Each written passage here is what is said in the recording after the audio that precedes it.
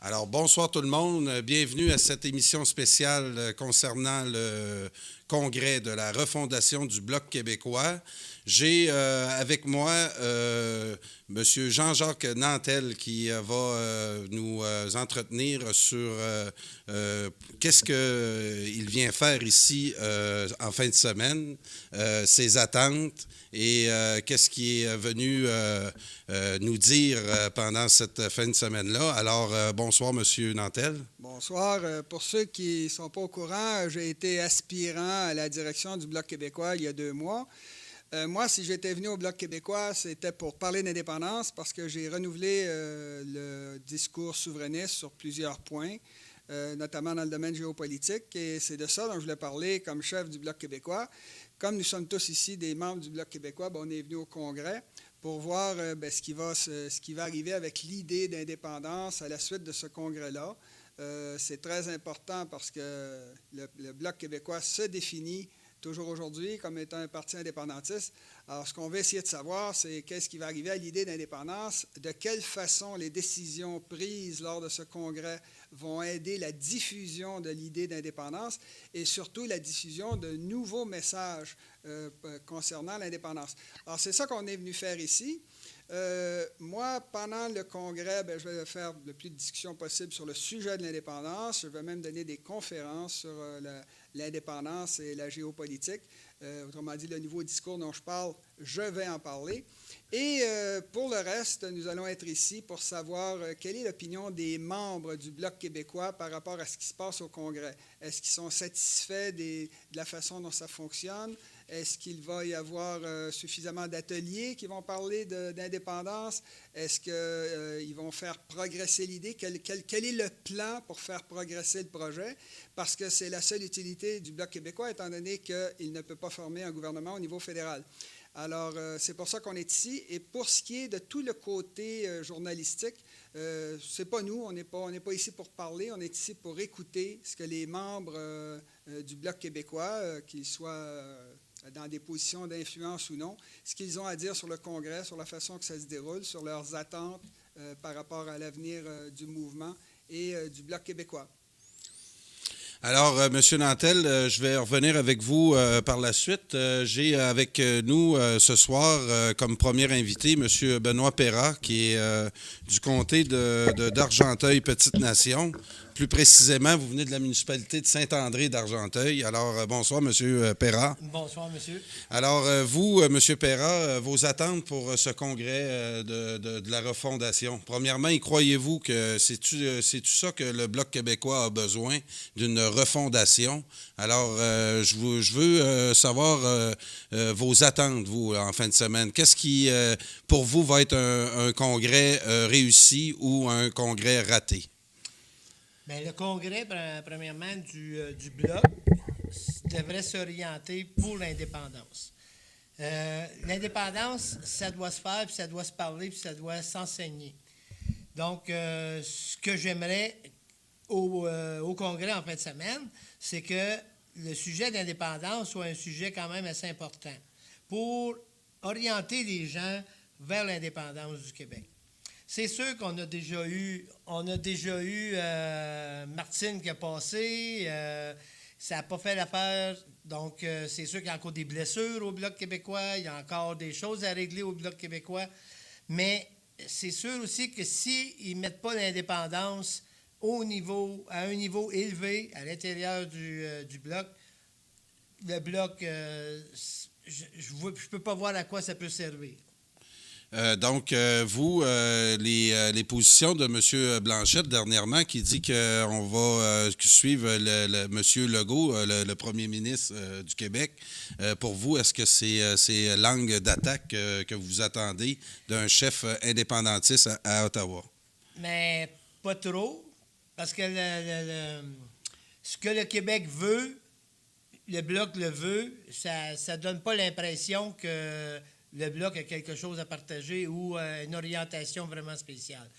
Puis, ce que le Québec veut, est-ce que ça veut dire ce que le gouvernement du Québec veut ou ça veut dire ce que les citoyens du Québec veulent? Si on y va vers les citoyens du Québec, où il y a encore un grand pourcentage que des gens qui sont pour l'indépendance, puis le Bloc, il était supposé de faire l'indépendance, promouvoir l'indépendance. Donc, on devrait promouvoir l'indépendance avec les gens du Québec. Si on suit M. Legault avec la CAQ, c'est sûr qu'on n'avancera à rien au niveau de l'indépendance. À moins que les populations la population du Québec décide de descendre dans la rue parce qu'on se fait dire non à tour de bras par le fédéral, puis qu'on descend dans les rues, puis que M. Legault change son fusil d'épaule, puis qu'il demande un référendum pour l'indépendance. Ben, c'est un scénario qui est fort possible aussi. Donc, vous, M. Nantel, vos commentaires là-dessus?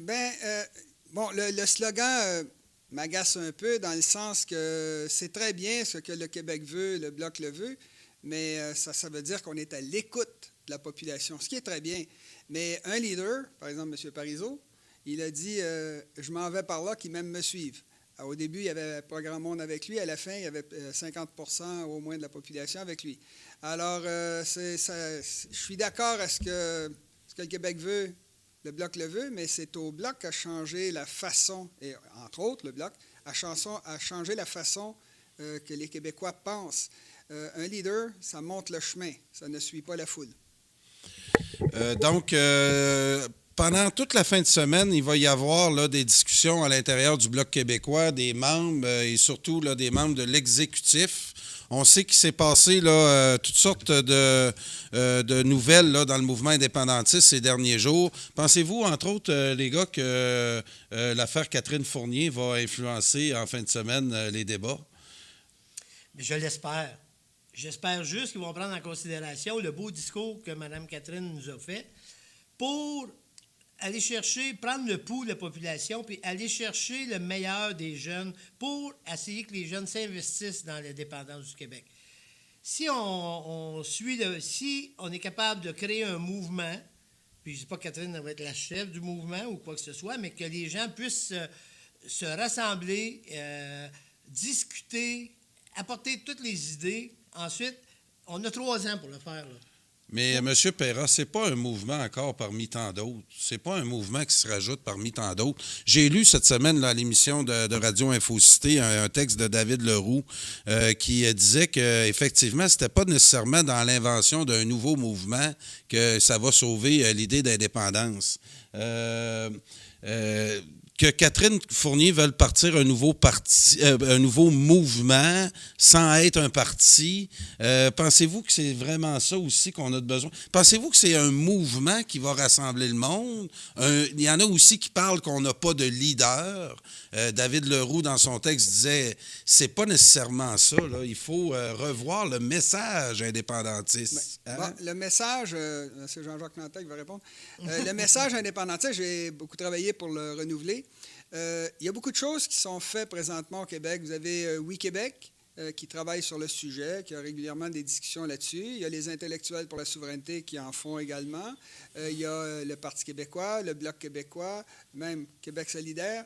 Vous avez le truc, Maxime Laporte est chef de ça, c'est le... Société Cap sur l'indépendance. Okay, ouais. Il y a l'IRE de Pierre-Carl Péladeau. Beaucoup de gens qui pensent, qui travaillent, qui ont sorti des idées, et ça fait depuis 50 ans. On en a des idées. Ce qu'il faut, c'est renouveler le message, renouveler la façon d'en parler. Et ce qu'a dit Mme Fournier, elle marque une déception qui est extrêmement généralisée. Je l'ai vécu pendant ma course pour être en nomination au Bloc québécois. Les gens sont déçus. Les gens ont compris ce que les chefs n'ont pas compris dans le mouvement souverainiste. Ils n'ont pas compris que la population a compris. Alors, il faut maintenant que les chefs se mettent à l'écoute, ce que le Québec veut, le Bloc le veut.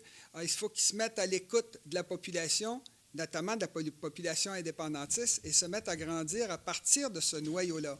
Et les indépendantistes au Québec sont extrêmement déçus du fait que l'indépendance serve à se faire élire, plutôt que les gens se fassent élire pour faire l'indépendance. Et là, il y a plein de choses qu'on peut dire. Moi, par exemple, quand je parle aux gens, je leur dis que la péréquation, la fameuse péréquation qu'on reçoit du fédéral, d'abord, il y en a la moitié qui vient du Québec, que le Québec reçoit, la moitié de l'argent vient du Québec, ça vient des taxes des Québécois. Et la deuxième moitié, ce n'est pas de la mendicité, ce n'est pas un don du Canada anglais, c'est de l'argent qu'ils nous doivent et qu'ils vont nous payer en double et en triple quand on sera indépendant. Mais ça ne s'appellera plus de la péréquation, ça va s'appeler des droits de passage. Comme cela se fait partout ailleurs dans le monde. Et ça s'est toujours fait comme ça. J'ai fait une vidéo dans laquelle j'ai énuméré tous les droits de passage qui existent partout, je dis bien partout, partout sur la planète, quand il y a du pétrole étranger qui traverse un pays, comme la vallée du Saint-Laurent. Et c'est partout comme ça. Alors, on va mettre des droits de passage, ça, c'est un argumentaire nouveau que les gens n'ont pas entendu, et pour une raison que je ne comprends pas, les chefs du mouvement souverainiste refusent d'utiliser quelque chose qui est tout à fait évident partout ailleurs sur la planète. Il y a des droits de passage au canal de Suez, ils le savent, je leur ai demandé. Il y a des droits de passage au canal de Panama, il y a des droits de passage sur le canal de Kiel en Allemagne, et surprise, il y a des droits de passage sur la voie maritime du Saint-Laurent, mais ça va tout au fédéral, rien au Québec. Et c'est fait sans faire des profits au fédéral. Alors, ça fait partie du renouveau de l'argumentaire souverainiste, et ça contrebalance les fameux arguments d'argent du fédéral. Et là, présentement, ils nous menacent de couper la péréquation. Eh bien, qu'ils la coupent, la péréquation, parce que c'est eux qui la contrôlent. Les droits de passage, dans un Québec indépendant, c'est nous qui les contrôlerions. Alors, demain, l'horaire de la journée, demain matin, la journée commence à 8h30. Il va y avoir une discussion et des votes concernant les nouveaux statuts. On va demain matin surtout discuter des statuts. Alors, on a Michel Caris tantôt là, qui va venir nous parler des débats entourant les nouveaux statuts qu'on va vouloir faire adopter demain. Ensuite, dans l'après-midi, il y a la mise en candidature là, parce qu'il va y avoir une élection là, de l'exécutif du Bloc québécois. Donc, en après-midi, là, on va connaître là, les candidats aux différents postes de l'exécutif du Bloc québécois. Donc, soyez à l'antenne là, demain à 12h30. On va vous faire une émission pour résumer la matinée. Et à 17h30 à Radio Infocité, on va également faire un résumé de l'après-midi. L'après-midi, il va être question surtout du programme du Bloc québécois. Et le lendemain, dimanche matin, bien, on va avoir les élections qui vont se tenir là, de 9h à 14h. On devrait connaître le nouvel exécutif là, du Bloc québécois aux alentours de 15h. Donc, soyez à l'antenne. Radio Infocité sera en direct pour vous donner les résultats de l'élection. Monsieur Perra, pour terminer, vous, là, justement, dans les propositions, là, est-ce que il y a des choses que vous aimeriez voir apparaître qui seraient défendues dans la prochaine campagne électorale qui s'en vient au fédéral là, au mois d'octobre? Parce que c'est un peu ça aussi. C'est un congrès de refondation, mais c'est aussi un congrès là, qui va nous mener aux élections. C'est le dernier congrès avant l'élection d'octobre. Alors, qu'est-ce qui pourrait, en fin de semaine, là, redonner des ailes à ce parti-là? Et au mouvement indépendantiste? Bien, ce que j'aimerais, c'est que le Bloc s'organise pour faire l'indépendance. Pas faire l'indépendance, je ne peux pas faire l'indépendance va se faire au Québec, mais pour qu'ils mettent l'emphase sur l'indépendance.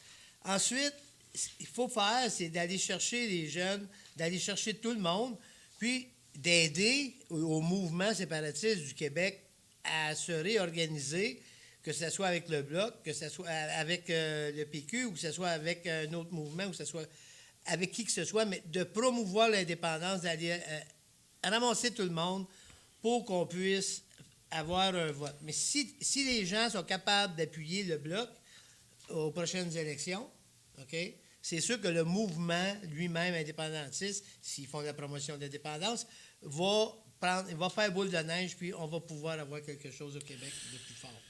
Puis, il y a une petite proposition aussi qu'on m'a dit. On voulait, il va peut-être y avoir, parce qu'on ne les connaît pas encore tout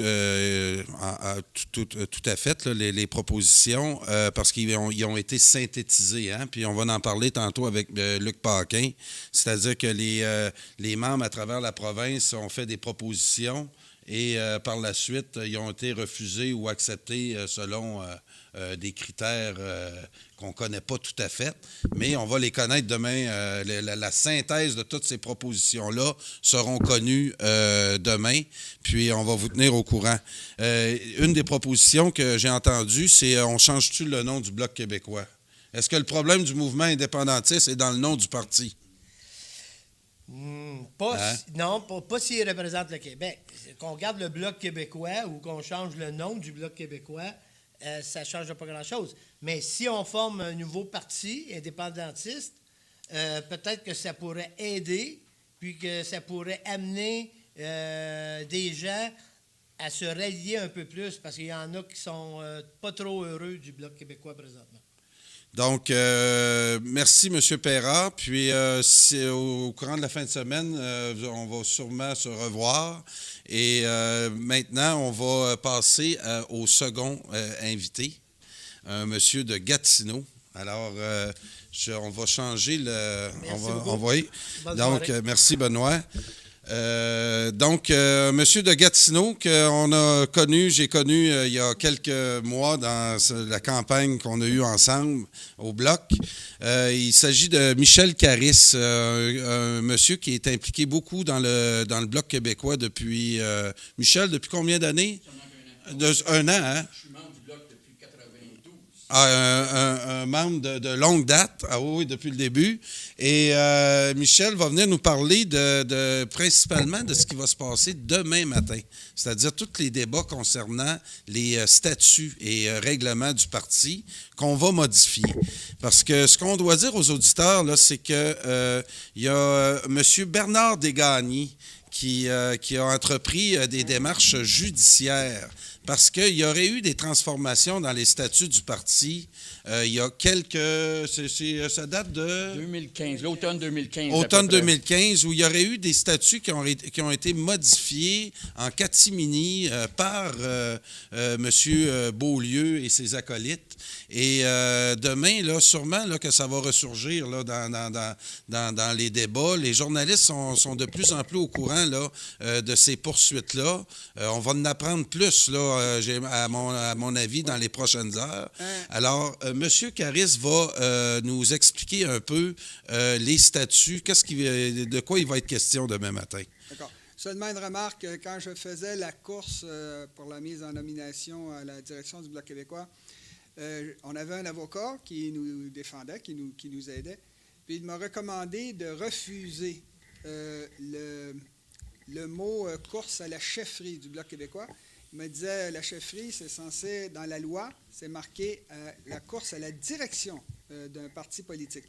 Alors, il m'a dit simplement, accepte pas ça parce que c'est illégal. C'est comme accepter, entériner une illégalité ou quelque chose qui n'est pas légal. Moi, je ne suis pas avocat. Alors, j'ai suivi son conseil. À l'origine, la direction du Bloc québécois était unifiée. Ça a été divisé en 2015 entre le président et le chef du parti, ce qui n'avait pas été accepté par les membres du parti, comme le prévoyaient les statuts du Bloc.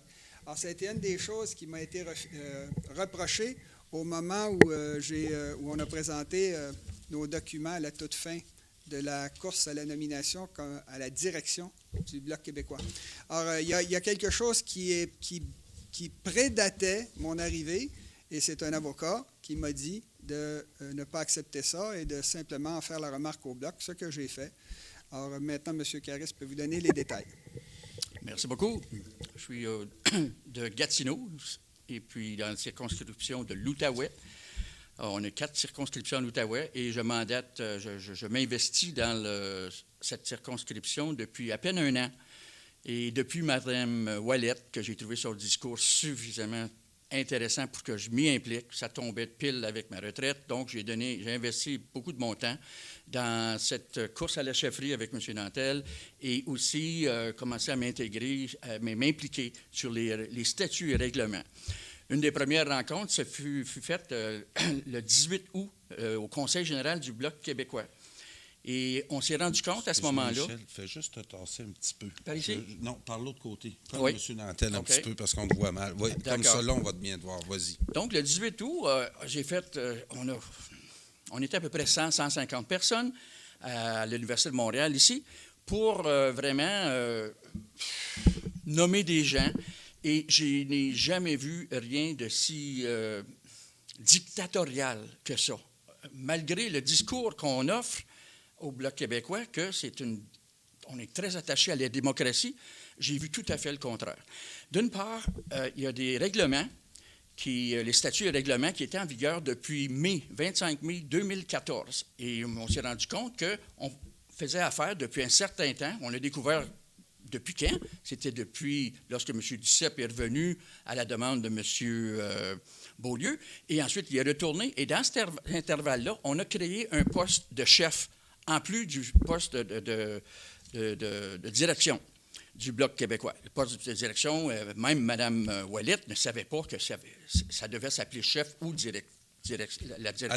Elle l'a appris quand elle est devenue chef, hein? Elle l'a appris par la suite, oui, après qu'elle ait été expulsée même.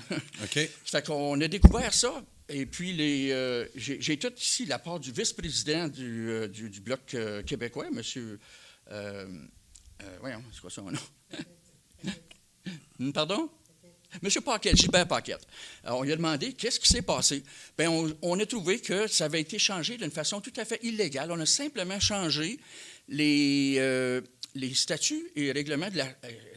D'ailleurs, c'était l'article 10. On a fait 10A et 10B. Donc, on a créé un 14e poste à l'exécutif du Bloc québécois. Et d'une façon tout à fait illégitime, parce qu'au dernier congrès, croyez-le ou non, on vient d'avoir ce matin à 9h40 le procès-verbal du congrès, le seul règlement officiel qu'on a, qui est daté du 13 novembre 2018, mais c'est le congrès qui a été fait le 23, 24, 25 mai à Rimouski. Et là-dessus, on avait présenté au Bureau national du temps la proposition de scinder le poste de directeur général en deux postes, un poste de chef et un poste de directeur. Ça a été rejeté. J'ai les choses ici, puis on le savait par d'autres journalistes et tout ça, mais là, on l'a reçu à 9h40 ce matin, et puis c'est écrit noir sur blanc, puis c'est cette base-là qu'on va utiliser pour refondre complètement. Maintenant, il va y avoir 16 postes.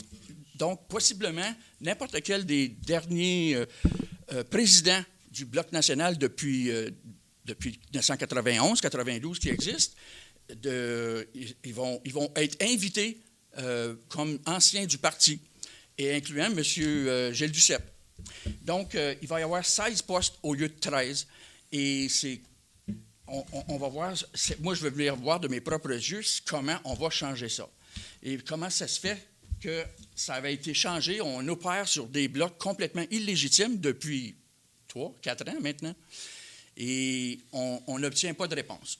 Il y a une question comme ça, j'aimerais savoir, dans le congrès présent, ça va redevenir légal s'ils le font? Effectivement. Si les membres l'acceptent, oui, ça va devenir légal. Il va falloir s'accepter ça. Mais je ne sais pas si on va avoir vraiment des bonnes discussions là-dessus. Là. On a 2 minutes pour parler, et 2 pour, 2 contre. Puis des fois, on peut aller à 2 autres supplémentaires. Mais d'après ce que j'ai vu le 18 août, je vous dis, on vient d'avoir, même celui du 18 août 2018, on vient d'avoir encore là, le 13 novembre, les procès-verbaux.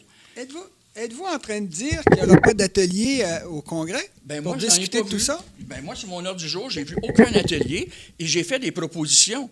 Et c'était accepté par 2 personnes du Bureau national. Il y avait M. André Parizeau, je ne sais pas quoi, puis au début, c'était M. Paquette, puis ensuite, ça a été changé pour un autre. Et c'était basé sur un pouce en l'air ou un pouce en bas. Si le premier pouce était un pouce en bas, ça ne passait plus. On n'avait même plus à supporter les propositions. C'est fait d'une façon, je ne comprends pas comment est-ce qu'on peut dire qu'on est un parti démocratique alors qu'on bafoue les règlements, on bafoue les statuts, on bafoue tout.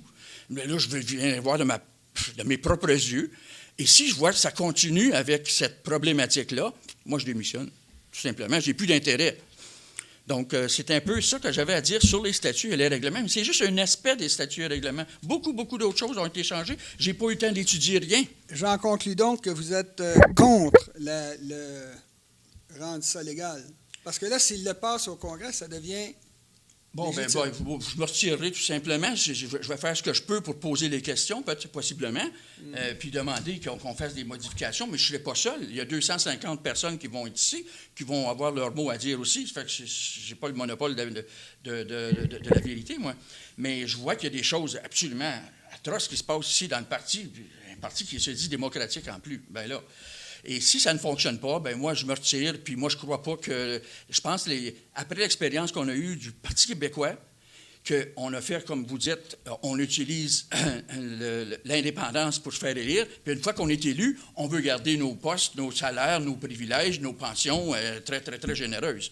J'ai même fait, par exemple, une proposition basée sur un de mes confrères, M. Paquin, qui, lui, il m'avait dit une bonne... suggestion, puis que j'ai trouvé bonne. Je l'ai faite lors de l'exercice de la refondation, et c'était de ne pas de demander ou d'exiger que tout membre élu au Bloc québécois ne puisse pas faire plus de 2 mandats, 8 ans. Si au bout de 8 ans, on n'a pas réussi à faire ça, bien, on peut aller faire du travail ailleurs, au niveau municipal, au niveau provincial, ou à n'importe quoi, mais il me semble, après 8 ans, M. Parizeau, en dedans d'un an, il a monté le score de 40 à 50 quelques pourcents. Là. On se les fait voler, mais quand même. C'est ce qui est arrivé. Donc, ou bien on en parle avec un discours rafraîchi. Moi, j'ai beaucoup, beaucoup adhéré à votre discours, un discours payant. Les gens... On se fait dire constamment que ça va être dur, ça va être difficile, ça va être coûteux, faire l'indépendance, c'est dangereux, c'est risqué. Pas du tout. Connaissez-vous un pays où ils ont refusé, après avoir goûté à l'indépendance, de dire on veut devenir dépendant? C'est jamais, jamais arrivé. Donc, pourquoi ça arriverait au Québec avec toute notre richesse et notre savoir-faire et notre moralité qui est exemplaire? Bon. C'est à peu près ce que j'avais à dire sur un aspect. Il y a d'autres aspects. Vous avez oublié de parler de notre position stratégique unique au monde. Bien, la position stratégique, évidemment, de la position nord-sud de la plaine ou du Saint-Laurent, et on a des trains qui passent chez nous, on accepte de se faire incendier nos villages. Bien, ça n'est pas arrivé souvent, mais c'est arrivé. Et on n'a aucune redevance pour ça, et surtout le fleuve Saint-Laurent. On a une position stratégique absolument extraordinaire ici. On est éduqués, on a des richesses naturelles, un grand territoire.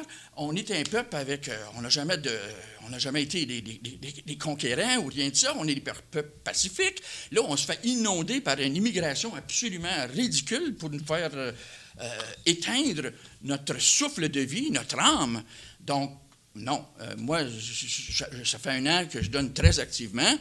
Et je donnerai plus si je vois qu'à l'issue de ce congrès, on ne parvient pas à me convaincre que oui, on a fait notre mea culpa, on va aller de l'avant, puis on va en parler de l'indépendance. Mme Ouellette, elle en parlait. Bien, c'est justement pour ça qu'on lui a coupé la tête. Donc...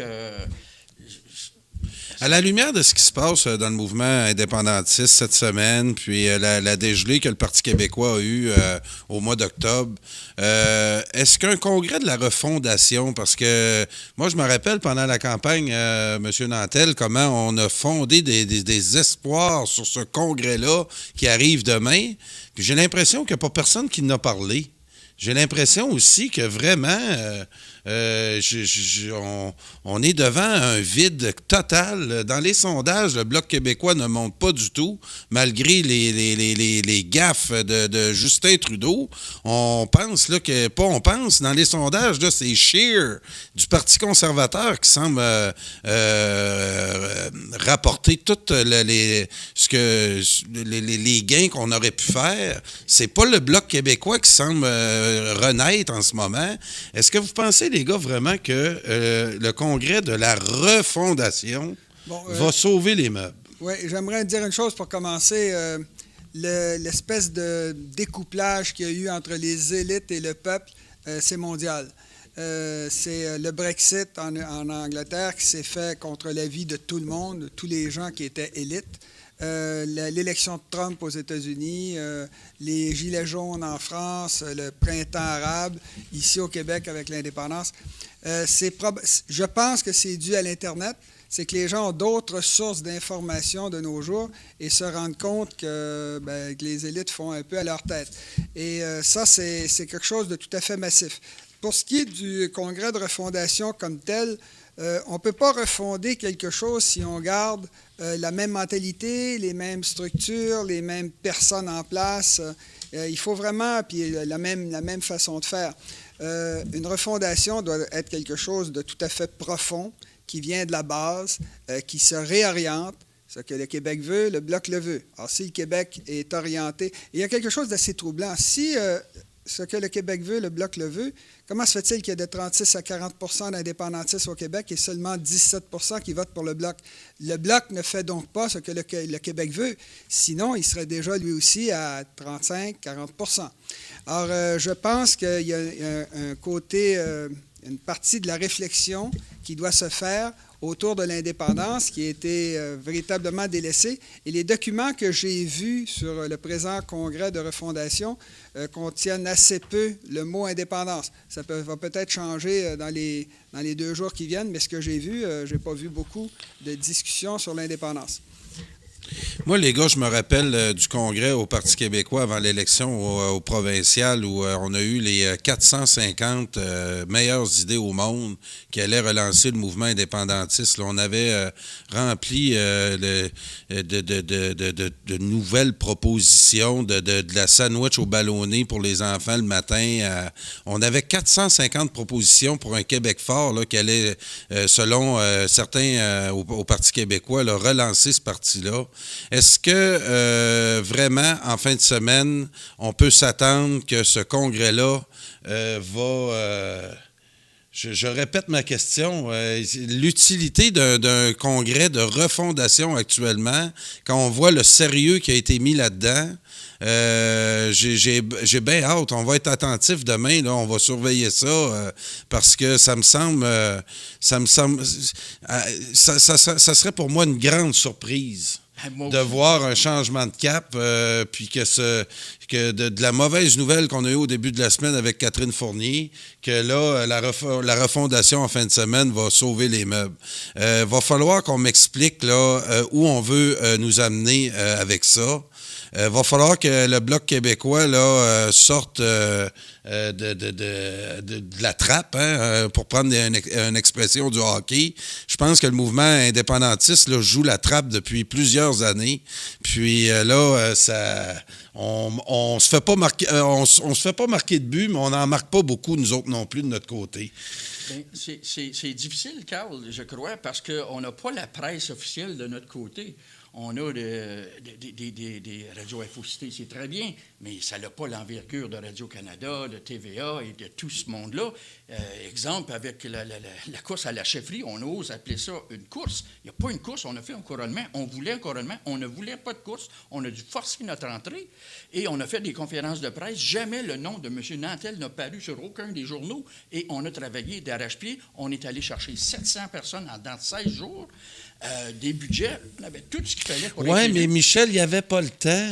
Il n'y avait pas le temps d'une course à la chefferie. C'est ce qu'on dit. Puis il y avait tellement d'ouvrages avec la refondation qu'on ne pouvait pas perdre de temps. Et moi, je me faisais dire par certains, pourquoi perdre du temps dans des débats entre chefs? Puis on n'a pas le temps, les élections sont au mois d'octobre, il faut se dépêcher. Ben oui. Mais là, on regarde, il y en a eu un. Parce que là, ils l'ont retardé aussi, les gars. Il faut savoir que la refondation, le congrès était supposé d'avoir lieu le 23 février. 23 et 24. Le 23 et 24. On l'a reporté. On s'est trouvé comme raison qu'on avait une élection complémentaire dans Outremont, où on a fini 4e. Il n'y a pas dû avoir trop de travail, même s'il y a eu des bénévoles sûrement au Bloc qui ont travaillé, j'en connais.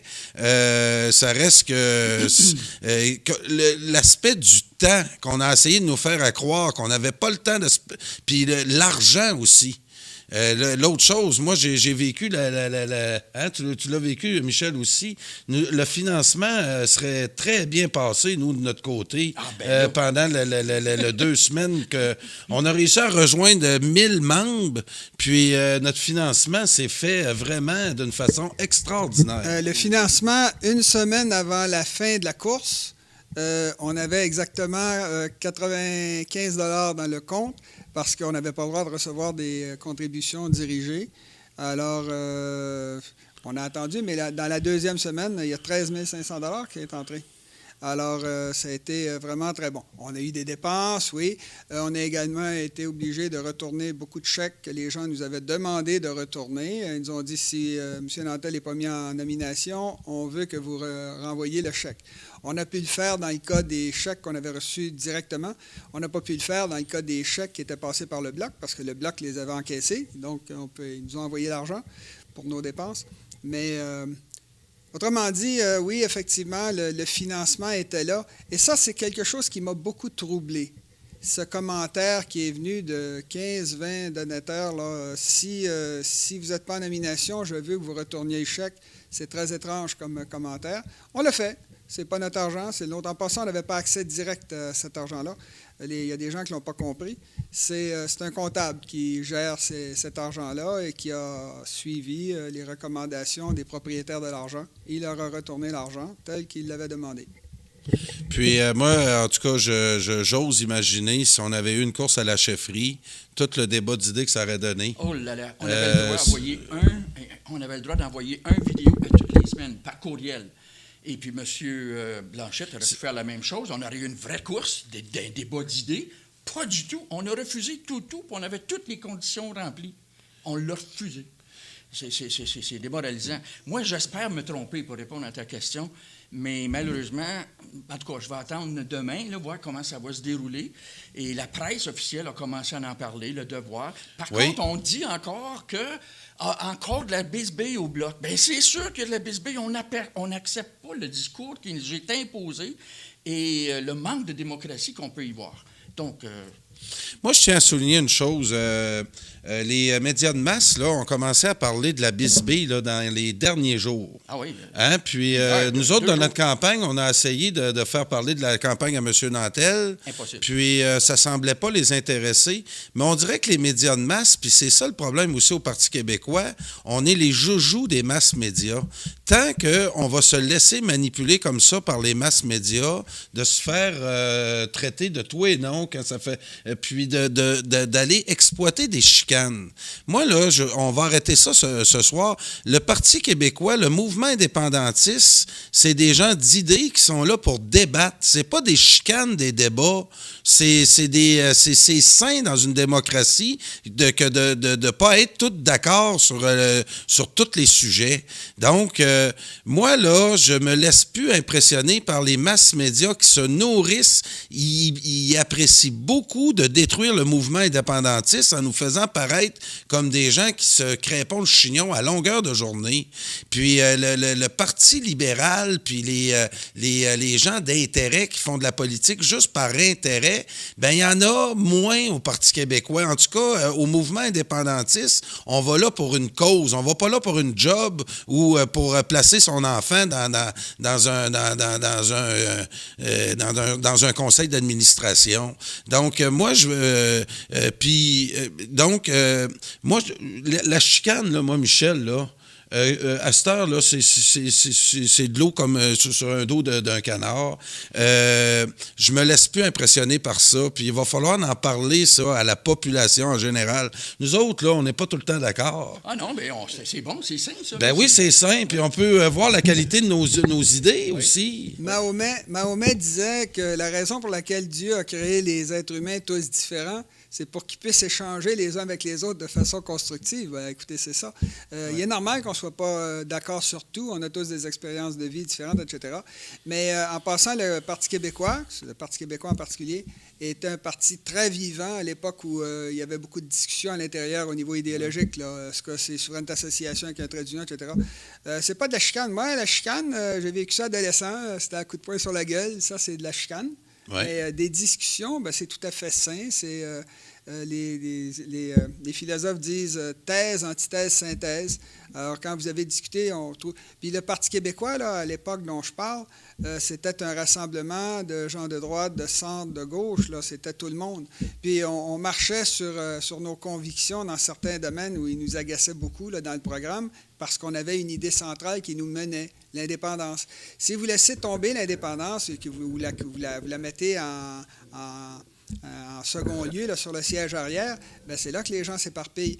Puis depuis le départ de M. Parizeau, bien, le mouvement souverainiste a été vidé graduellement des indépendantistes qui étaient des idéalistes, ils ne sont pas là pour faire de l'argent. Alors, c'est plus facile de les faire décoller, mais vous ne vous débarrassez jamais des carriéristes et des gens qui sont là pour l'argent. Si le Parti libéral a peu de chicanes à l'intérieur de son parti, c'est qu'ils sont tous là pour faire de l'argent, pour avoir des postes ou avoir des banderoles, des décorations, des postes au Sénat. Quand vous avez un parti qui essaie de changer les choses, qui essaie de les modifier, ben oui, ben, il y a des discussions. Thèse, antithèse, synthèse. Puis mon neveu ajoutait thèse, antithèse, synthèse et la mayonnaise. Il faut apprendre. Excuse-moi, oui. Je vais revenir à une question que tu posais. C'est-tu au niveau du transparlementarisme oui, avec le Québec? Je pense que c'était avec Benoît. Hein? Oui. Je ne suis pas tout à fait d'accord avec Benoît, mais je veux donner ma petite idée. Toi, tu n'es pas d'accord avec ça, là, qu'on ait un seul parti pour le niveau fédéral, provincial? Non, OK, je suis d'accord avec le transparlementarisme. D'ailleurs, c'est ça que les libéraux font. Oui, regarde par là. Oui. C'est ce que les libéraux font. Les libéraux, libéral Canada, le libéral Parti PLQ, Parti libéral du Québec, c'est ce que les conservateurs font aussi. Et pourquoi pas, nous aussi, au Bloc québécois, ou le nom qu'on voudrait bien y donner, le Parti indépendantiste, ça peut être, quel que soit le nom, c'est pas ça qui est le plus important, c'est important, mais pas le maximum d'importance. Et oui, je crois beaucoup au transparlementarisme. D'ailleurs, tu posais aussi la question, je pense, dans ce même ordre d'idée-là, comment est-ce qu'on voyait l'élection au provincial. Moi, j'étais comme... pas enragé, là, mais très, très déçu du Parti québécois de M. Lisée. Et je dois vous dire que présentement, les gens, ils ne savent plus où voter, les indépendantistes. Et beaucoup sont allés avec M. Legault. Et M. Legault, je considère que c'est lui qui est le plus nationaliste présentement. Et j'aimerais ça l'avoir comme chef indépendantiste, mais il a changé son fusil d'épaule il y a plusieurs années. C'est bien son droit. Mais il est possible qu'il se casse les dents avec le gouvernement provincial, fédéral. Puis c'est ça, les gars, qu'il faut surveiller aussi. Là. Avec ce congrès-là de la refondation aussi, il va se passer beaucoup de choses là, sur la scène fédérale, puis sur la scène provinciale. Il y a l'Alberta qui tombe en élection au mois de avril-mai. Mm-hmm. Moi, je m'attends à ce que les Albertains cassent du sucre sur le dos des Québécois encore une fois, en nous faisant passer pour la province... BS du Canada qui se fait vivre par les autres. Puis ça, il y a le politicien du Canada anglais, c'est une arme qu'il possède, qu'il peut utiliser quand un politicien est en manque de popularité, parler contre un Québécois ou d'attribuer tous nos malheurs à la province de Québec. C'est toujours très, très populaire. Puis moi, je m'attends à ça aussi. Puis je l'ai dit cette semaine à Radio Infocité, il faut avoir un leader au Bloc québécois qui va aligner ce message-là. Oui. C'est-à-dire que quand on va entendre une Mme Nolte, la première ministre, dire que si on n'accepte pas le gazéoduc, qu'ils vont nous couper la péréquation, bien, je m'attends à ce que, comme M. Nantel a fait, qu'il nous explique comme il faut c'est quoi la péréquation, puis c'est quoi les droits de passage. Puis son chantage, après ça, Mme Nolte, on va pouvoir le peser, voir si c'est vraiment réel. Et c'est là qu'on découvre qu'avec une nouvelle approche comme M. Nantel, puis c'est ça aussi en fin de semaine qu'on aimerait voir apparaître, là, qu'on puisse comprendre mieux les forces du Québec. Moi, j'étais un souverainiste avant d'entendre les vidéos à M. Nantel, j'étais un souverainiste convaincu, mais pas convaincant parce que j'étais comme Mme Marois, qui disait qu'il allait avoir des perturbations suite à une victoire d'un oui. J'étais content, M. Nantel, hier à l'émission. C'est pas qu'elle l'ait dit qui nous dérange, c'est qu'elle le pense vraiment. Donc, il y a encore beaucoup d'indépendantistes qui voient l'indépendance comme une job qui va être dure à faire, qui va nous coûter cher. En passant, moi, je prévois des années de turbulence après l'indépendance, mais de l'argent qui va rentrer en turbulence au Québec. C'est positif. Écoutez, il y a plein de choses. Quand tantôt on parlait justement, Madame de l'Alberta, là, qui dit Notley, oui, c'est ça. Qu'on ait les BS. Bien, je suis bien désolé, mais quand il n'y avait personne qui habitait en Alberta et dans les provinces de l'Ouest, dans le nord de l'Ontario, c'est nous qui avons financé toutes les infrastructures.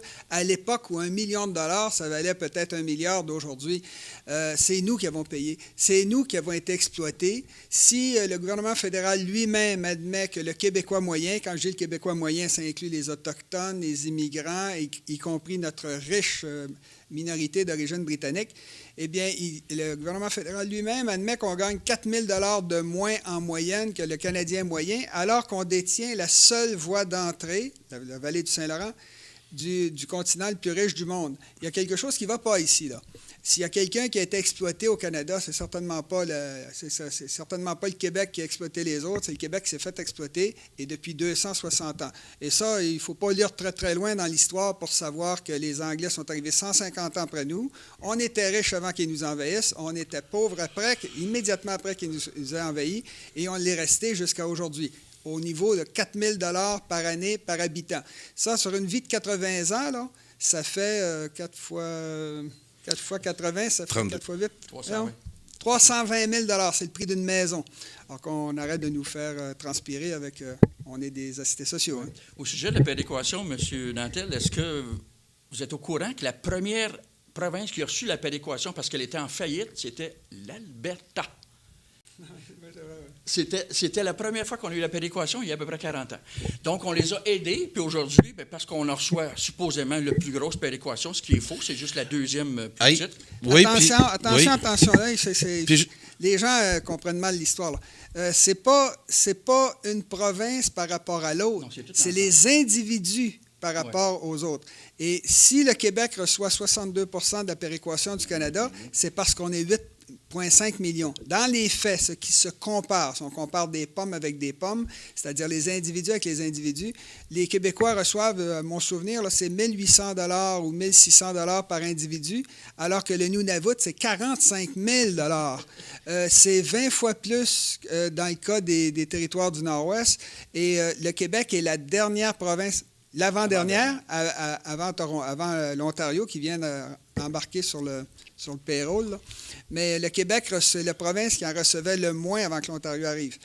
Alors, ça, encore une fois, c'est des histoires. C'est sûr que si vous prenez un pays entier, le Québec à lui tout seul, c'est des chiffres qui sont très importants, ça. Le Québec à lui tout seul est 1,6 fois plus peuplé que 9 des 12 provinces et territoires du Canada anglais réunis. Pour le dire autrement, si vous enlevez l'Ontario, l'Alberta et la Colombie-Britannique, le Québec est 1,6 fois plus peuplé que tout le reste. Le Québec, il y a la population d'un pays. Alors, c'est pour ça qu'on reçoit 62 % de la péréquation. Pas parce qu'ils sont généreux avec nous, parce qu'on est gros, on est important. On est assez gros pour devenir un pays et un pays riche. Au sujet de cette péréquation-là, moi, je vais ajouter une chose qui m'a bien, bien frappé. Tout de suite après, quand on a fait le post-mortem de la défaite du Parti québécois, j'ai écouté beaucoup d'entrevues, entre autres celle de M. Pomerleau, Jean-Claude Pomerleau, qui a fait une analyse là, qui m'a stupéfaite. Et puis, il l'a refaite il y a à peu près quelques semaines, 2 ou 3 semaines, où il nous a annoncé qu'il y a des élections, comme tu dis, Carl, au mois de mai, je crois. C'est ça. Et il y a une majorité, ils ont fait des sondages, en Alberta, il y a une majorité qui sont indépendantistes. Et il y a 80 ou 90 % qui veulent ouvrir, ils n'auront pas le choix de l'ouvrir, le débat constitutionnel, mais qui veulent enlever la péréquation, et ça, c'est déjà dans la Constitution. C'est inévitable, ça. C'est inévitable. C'est inévitable, ça va ouvrir.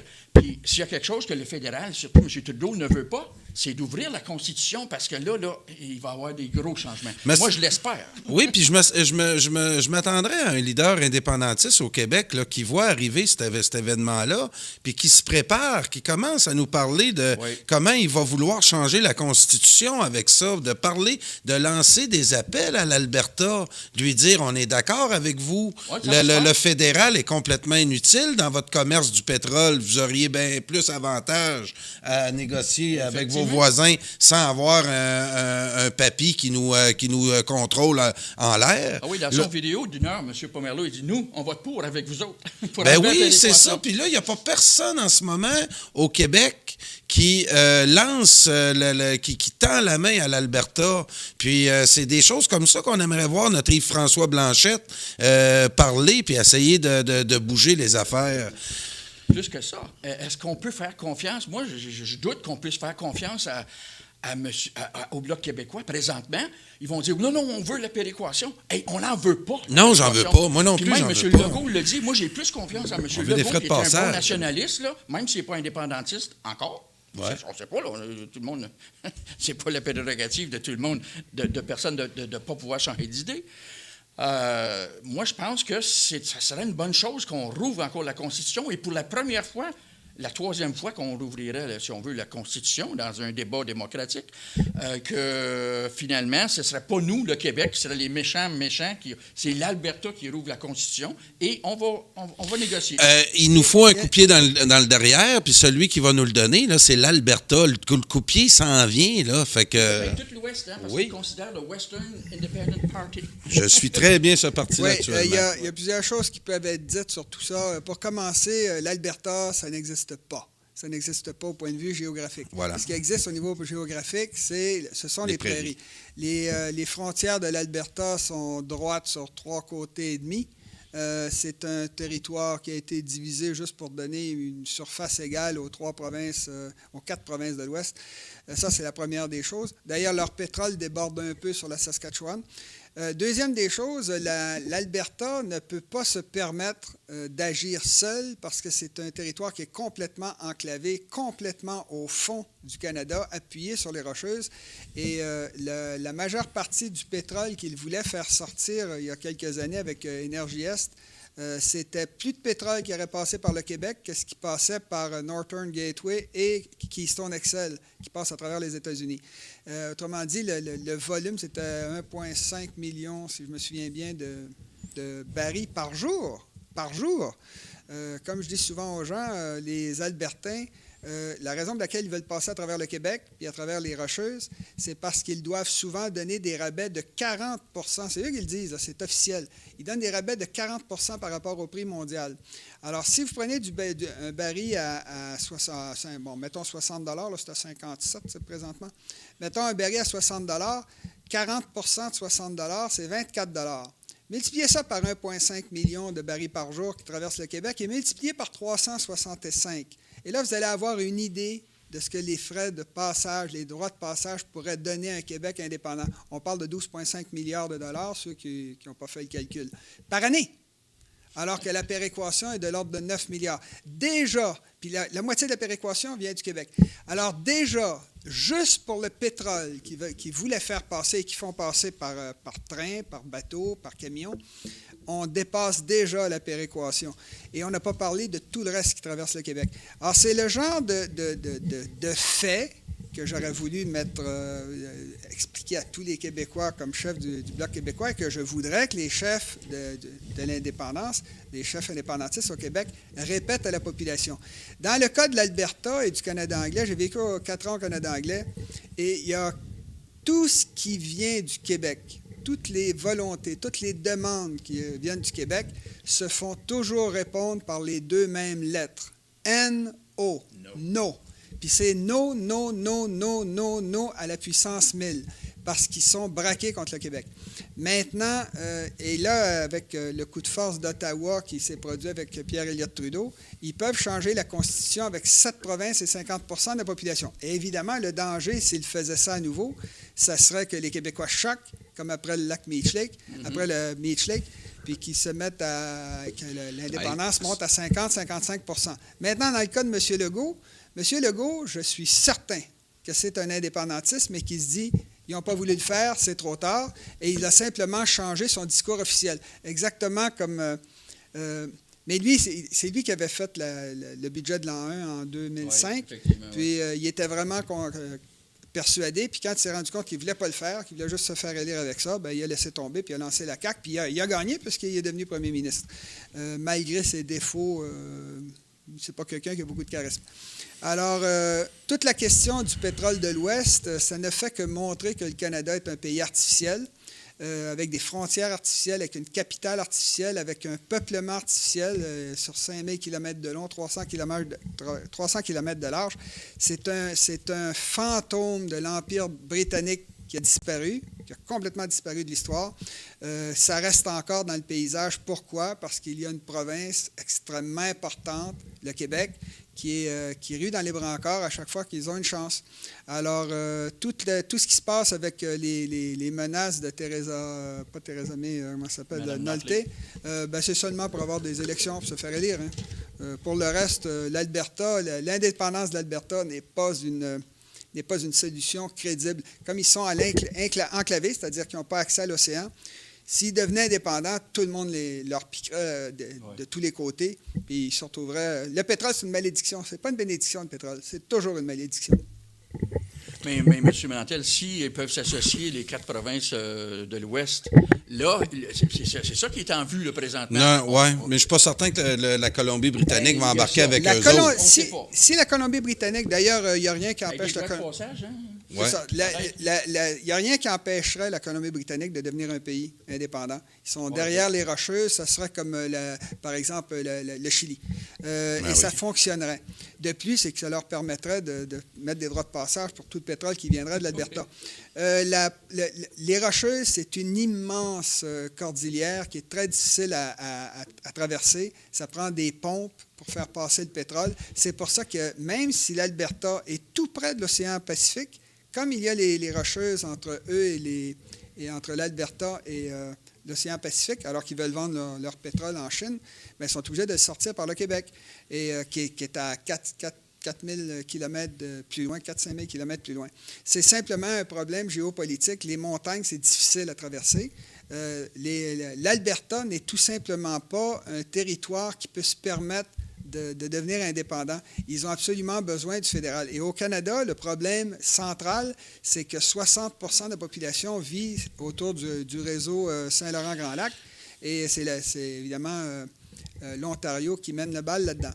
Et le Québec, c'est toujours le deuxième, mais on a une masse suffisante à chaque élection pour choisir le gouvernement. Et dans les dernières années, dernière remarque, les 3 seules fois où l'Ouest a réussi à faire élire un gouvernement conservateur à Ottawa, c'est parce que le Québec votait pour le Bloc québécois ou pour le Parti néo-démocrate.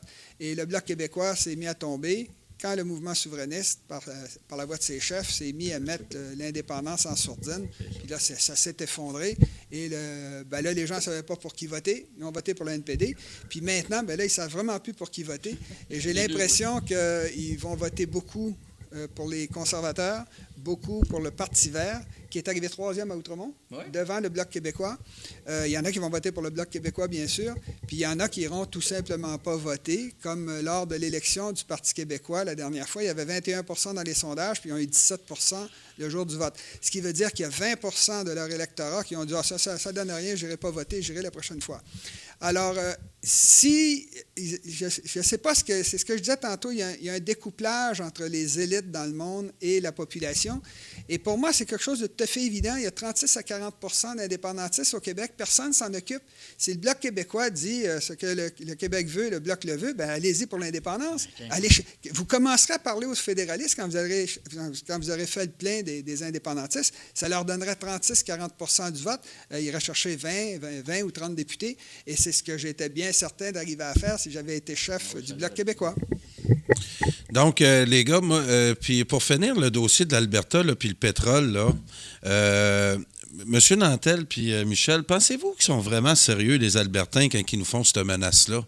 Ils savent-tu en arrière que c'est pas vrai? Bien, je ne sais pas s'ils savent, mais si on le dit trop, ils vont reculer. Oui, hein, c'est ça que je me pose comme question. Ou bien on a complètement... Ou bien, M. Nantel, vous avez complètement tort. Votre théorie de la géopolitique est complètement à côté de la coche. Parce que les Albertains, sinon, sont très malhonnêtes. Ou bien ils sont encore dans une attitude avec nous autres de nous manipuler, de manipuler notre ignorance. Mais là, Jean-Jacques Nantel est arrivé, il leur a expliqué la géopolitique. Là, je regarde ça selon votre analyse, M. Nantel. Puis quand je regarde la menace de Mme Nolte, je me dis... Écoutez, les Québécois... Es-tu honnête, elle, ou essaie de jouer avec nous autres encore? Bon, il y en a qui sont au courant dans les élites du Canada anglais. Il y en a qui sont au courant. Il y a des gens instruits, il y a des gens qui s'occupent d'histoires de... Bon, la géopolitique, de ma façon de le présenter, c'est moi qui a développé ça. J'ai écrit un livre, bon, puis en passant, c'est un livre qui a été écrit, je viens de l'extérieur du Québec. Moi, j'étais à l'étranger quand j'ai écrit ça pour expliquer ce que je voyais autour de moi. Puis ensuite, quand je suis revenu au Québec, je l'ai appliqué au Québec, puis ça allait comme un gant sur une main. Ah oui. C'est vrai. Alors, mais ce qui arrive, c'est que les populations au Québec même, les Québécois sont pas au courant de la valeur de la vallée du Saint-Laurent vers laquelle se convergent les routes, les chemins de fer, la voie maritime de tout un continent. C'est très clair sur les cartes. Regardez n'importe quelle carte, vous allez le voir. Alors, si les Québécois ne sont pas au courant de ça, c'est que la propagande leur a caché, que leur chef refuse d'en parler, parce qu'ils le savent tous. Hein. J'en ai parlé à M. Parizeau, j'en ai parlé à Gilles Duceppe, j'en ai parlé à Sol Zanetti, enfin à tous ceux que j'ai pu trouver. Là. Mario Beaulieu m'en parlait lui-même. Et je leur disais, bon, bien, si vous êtes au courant que c'est vrai, si vous êtes au courant qu'il y a des droits de passage partout sur la planète, pourquoi vous ne le dites pas à la population? Ah, ben là, c'est de la stratégie, n'importe quoi. Alors, si les Québécois ne le savent pas, les Albertains le savent encore moins. De plus, il y a tout le mépris pour le Québec. Puis quand vous avez du Québec bashing, ça, c'est les êtres humains qui sont comme ça. Quand vous martyrisez un peuple, quand vous lui faites mal pendant des siècles, vous le savez. Et la façon de se défendre contre ça, que ce soit les Noirs là, de l'esclavage, les Québécois qui ont été écrasés, bien là, vous vous retournez contre la victime, puis vous dites c'est de sa faute à lui. C'est de sa faute à lui, c'est parce que c'est un crétin, il est noir, il n'est pas intelligent. Voilà, ce qu'on voit à la radio de Québec, entre autres. Exactement. Ouais. Alors, ils retournent, parce qu'ils ont honte, ils retournent ça en mépris contre la personne, c'est ce que tu as mérité. Alors, c'est ce qui arrive avec le reste du Canada quand ils font du Québec bashing, ils le savent.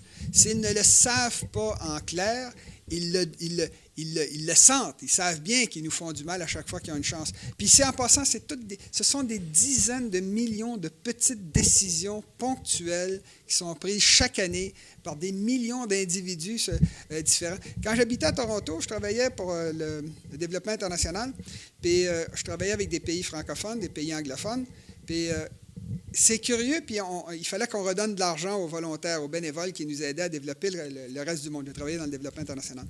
Et ce que j'ai découvert au bout d'une couple d'années, c'est que c'est vrai que ça allait et venait. C'est-à-dire, une fois pour le Québec, 10 fois pour le Canada anglais. Une fois pour le Québec, 10 fois pour le Canada anglais. C'est leur notion d'égalité. D'ailleurs, on a l'égalité des provinces au Canada. Hein? Alors, l'égalité des provinces, ça veut dire que le Québec a la même puissance politique que l'île du Prince-Édouard, qui est 55 fois moins peuplée. Alors, c'est toute une façon tordue de voir les choses. Puis comme ils sont honteux de ce qu'ils nous ont fait, bien, ils retournent ça en mépris. C'est de leur faute, c'est à cause de l'Église catholique, de ci puis ça. Ils savent très bien que c'est à cause de l'invasion. Si, là, donc, M. Nantel, vous me dites là, qu'ils ne le savent pas, que les élites le savent. Donc, par habitude, là, ils ont des problèmes en Alberta et là, ils pointent le Québec comme étant la source de leurs problèmes. On va retourner un petit peu en arrière. Puis, on va regarder le dossier de Terre-Neuve. Quand il y a eu le problème de la livraison de l'électricité, le contrat que le Québec avait pour livrer l'électricité de Terre-Neuve, Terre-Neuve, à un moment donné, se sont aperçus que l'entente qu'ils avaient signée était très à l'avantage du Québec. Et là, Terre-Neuve s'est mis à faire du chantage au fédéral. Et on est arrivé à quoi au bout de la ligne? Ben, le gouvernement fédéral a payé pour construire un barrage à Muscarafal, puis de bâtir une ligne électrique pour nous contourner. Donc, ça a marché. Leur chantage, le Terre-Neuve, a marché. Ils ont réussi à nous pointer comme étant la source de leurs problèmes. Que le Canada était voir, ils ont dit pauvre petit. Puis le Terre-Neuve, à cette époque-là, c'est M. Pomerleau qui nous l'a dit, pendant qu'il était fâché après le Québec puis qu'il faisait des pressions fédérales pour avoir un bonbon parce que le Québec s'enrichissait avec Terre-Neuve. On leur a donné. Muskrat Falls, c'est un garantie de prêt qui a commencé à 4 milliards, ils sont rendus à 13 et les pylônes sont en train de... Donc là, l'Alberta qui a vu ça, puis il a dit « Hey, Terre-Neuve, ça a marché, on chialait après le Québec, puis tout. » Donc, on retombe-tu dans le même scénario en ce moment, là? Ben oui, Sont-ils en train d'essayer de nous faire de passer ça sur le dos? Puis que là, on va dire hey, « Excusez-nous, passez le gazoduc, il est-tu assez gros? Voulez-vous l'avoir un petit peu plus gros? » C'est à un moment donné, il faut arrêter, là. Monsieur Nantel, ce que vous dites là, c'est vrai. À ce soir, là, le souffle-douleur dans la classe, là, si à un moment donné, là, il ne s'en revient pas puis il ne carrosse pas une bonne claque sur le plus gros de la classe, il va se faire rentrer dedans tout le temps puis le monde va en prendre plaisir. Puis effectivement, on va croire qu'il aime ça, se faire rentrer dedans. Ceci étant dit... c'est ça la dynamique du Canada. C'est de leur faute. Bon, on l'a gagné le référendum de 95. Oui, on l'a gagné. On l'a gagné à 60 %. Ce qui est arrivé, c'est qu'ils ont trompé les immigrants qui ont voté non. Ouais. C'est l'immigration qui nous a fait perdre le référendum. Puis ça, quand Parizeau a dit ça, mais pas parce qu'ils sont méchants, parce qu'on leur a bourré la tête de propagande. Et moi, je dis souvent aux immigrants, c'est curieux, l'indépendance a été payante dans 150 pays. Tous les pays d'où ils viennent, les immigrants. Ça a tout été bon. Puis au Québec, ça va être une catastrophe. Bon, ça, c'est de la propagande. Je vais vous dire également, par rapport aux francophones, ça, c'est parce qu'on a gagné le référendum de 95. On l'a vraiment gagné, là. Oui. Les Québécois n'ont pas eu peur, puis ils n'ont pas eu peur de leur invasion, puis de leur partition, ils ont voté oui. Bon, je parle des Québécois de souche. Maintenant, avant ça, on était en partie responsable en se laissant marcher dessus. Là, on a gagné, c'est que simplement, ils ont bourré la tête de propagande, la tête des immigrants de propagande, ils ont voté non. Ils nous ont fait perdre le référendum. Mais avant ça, là, quand on se mettait à plat ventre, là, tous les chefs québécois, là, il y avait un côté, à un moment donné, on se dit, coudonc, vas-tu te défendre? Moi, j'ai vécu ça quand j'étais adolescent, le danger, se promener dans les rues, se battre. Là. On était dans un quartier violent. Puis, moi, je disais à ceux, je me souviens des petits gars, ils amenaient des cigarettes, ils amenaient de l'argent, ils prenaient ça à leur mère, ils amenaient des bonbons au chef de gang pour manger de volée. Puis, je disais, quand tu n'auras plus de bonbons, tu vas manger une volée? Ah oui, mais non, c'est mon ami. Puis, quand il n'y avait plus de bonbons, il mangeait une volée. Moi, je me battais. Tout de suite. Tout de suite, mais en fait, une minute, c'est pas facile. Mais ce que je veux dire, c'est que dans le cas des gens qui se font marcher dessus, puis en passant, ce n'est pas les Québécois qui sont comme ça, c'est l'humanité qui est comme ça. Il y a toujours des gens dans un peuple. Avez-vous vu le film de Quentin Tarantino, là, où c'est les Noirs là, qui se font battre? Là, en tout cas, c'est un Noir, il joue très, très bien là-dedans. Il est à coquiner avec le blanc pour faire mal aux Noirs. Et comment ça s'appelle? Je ne sais pas. Moi, je sais pas. En tout cas, j'ai oublié. Mais c'est parce que c'est très intéressant, le personnage du Noir qui est vendu au blanc parce que lui, il est proche, il reçoit des bénéfices de son patron. Ça, des gens comme ça, c'est de la cochonnerie, c'est des traites, c'est ce que vous voulez. Puis il y en a toujours dans un peuple. Puis quand les gens acceptent de se faire marcher dessus en disant, je vais même trahir mon... Pensez-vous vraiment que le petit gars de Shawinigan, le petit gars du bout, le petit cousin qui a réussi, Jean Chrétien, pensez-vous quand il avait 15-16 ans, il ne s'est pas rendu compte que les Anglais étaient arrivés 150 ans après nous, puis qu'ils étaient plus riches que nous, puis c'était eux autres les boss, puis nous autres, à 250 ans après, c'était encore eux qui étaient les boss, puis nous autres, on était les pauvres. Il avait parfaitement compris ça. Puis il s'est dit, oui, mais je fais partie d'un peuple de losers, comment je vais faire pour réussir ma vie? Je l'ai trouvé. Je vais trahir mon peuple, puis ils vont me donner des jobs. Ça a marché. Il est millionnaire, il a été 3 fois premier ministre. Puis ça, c'est une mentalité, elle existe partout. Puis c'est très facile. À voler le droit de veto du Québec, il n'y a rien de plus facile. Trudeau, il disait aux gens autour de lui, vous allez voir, mais c'est cochon. L'évêque avait entendu ça. Qu'est-ce qui est cochon? C'est que c'était cochon. L'autre, il a abandonné le référendum, un deuxième mandat sans référendum, puis il s'en va jouer au poker avec le droit de veto. L'évêque. Il s'est fait déculotter, puis Trudeau, il va être pogné après. On va faire venir des immigrants, on va leur bourrer la tête de propagande, puis ils vont les empêcher de gagner. Puis quand l'évêque a compris que son jeu de poker, c'était basé sur une promesse, on s'en foutu des promesses. Ils m'ont dit ça au Canada anglais. Oh, les promesses, pfff. Ah oui, les promesses, pfff, mais c'est nous autres qui avons payé. Alors, quand on se laisse marcher dessus, avec des gens comme Jean Chrétien, puis qui trahissent carrément leur patrie pour obtenir des gains personnels, ben c'est mérité, là. Qu'ils se fassent mépriser, qu'ils soient considérés, c'est mérité. Mais pour le peuple normal, ben, c'est pas mérité. Quant au Canada anglais, c'est pas des gens méchants. Ils sont pas méchants. Ils sont authentiquement persuadés que des droits de l'homme, de l'affaire du racisme, c'est authentique, c'est authentique. Et ils sont authentiquement persuadés que le Québec, ben, c'est des braillards. Puis quand on leur explique ça de façon claire, qu'effectivement on s'est fait voler, là, on était riche avant, qu'on est devenu pauvre, ben là, c'est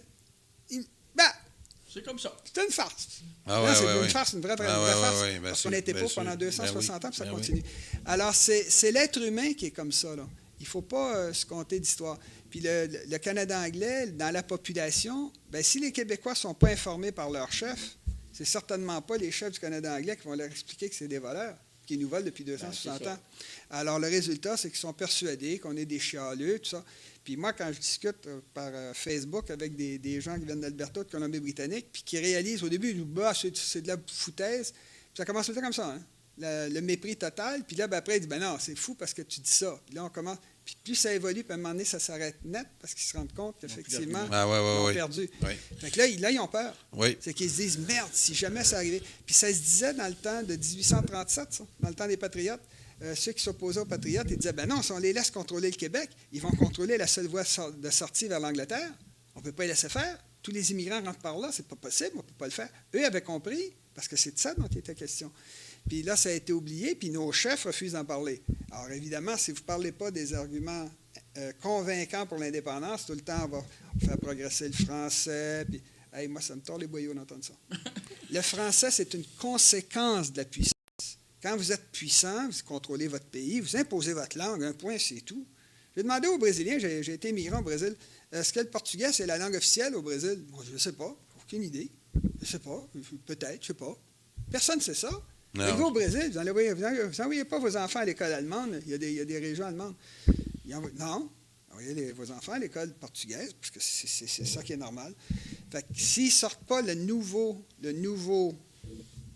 arguments convaincants économiques, ben, les gens vont dire ben, ça coûte cher l'indépendance. C'est les chefs indépendantistes qui disent ça. Là. Ben oui. Ouais. Alors, oui, puis ils vont voter pour Scheer, Maxime Bernier. Fait que là, ils se demanderont, c'est complètement... donc, Michel, je vais te donner congé. On va sûrement se revoir en fin de semaine parce que tu es quelqu'un que je sais qui suit très bien les statuts, puis même si ça fait 1 an que tu es à l'exécutif, tu es un passionné. Oui. Puis, on a bien hâte de te réentendre en fin de semaine, nous parler de savoir si tu vas déchirer ta carte ou si tu vas rester au bloc.